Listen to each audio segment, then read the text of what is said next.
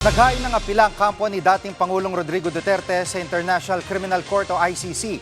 Yan ay kahit pa tinawag na bias ni Vice President Sara Duterte ang korte. Live mula sa TV5 Davao Studio, nangunguna sa balita si News 5 Mindanao correspondent Bril Montalvo. Bril, ano ang hiling ng kampo ng dating Pangulo sa ICC?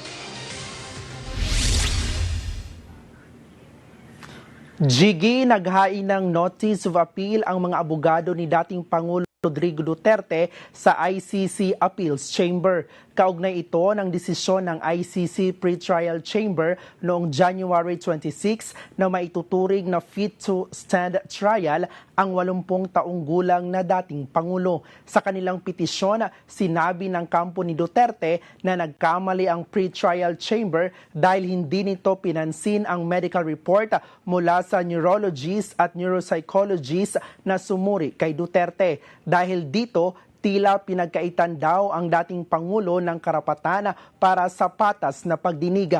Muli rin silang nanawagan sa agarang interim release ni Duterte. Nauna nang itinakda sa February 23 hanggang 27 ang confirmation of charges hearing para sa kasong kinaharap ni Duterte. Tiniyak ng ICC na tutugunan ang kanyang mga pangangailangang medikal sa paggulong ng mga pagdinig. Jiggy. May reaksyon na ba ang dating Pangulo sa development dito sa kanyang kaso?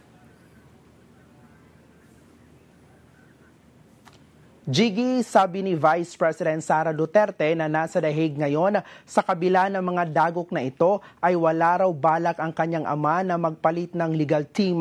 Pakinggan natin ang pahayag ni VP Sara. Gusto mo ba palitan at hindi ka pa satisfied? Sabi niya, hindi palitan. Pero meron siyang mga instructions na ibinigay kabahin sa legal team. So, hindi ko nasabihin kung ano yung mga instructions dahil ano naman ay hindi na mahalaga. Jiggy, tulad ng mga naunang proseso, mapapanood online ang pagdinig ng ICC sa kaso ni Duterte.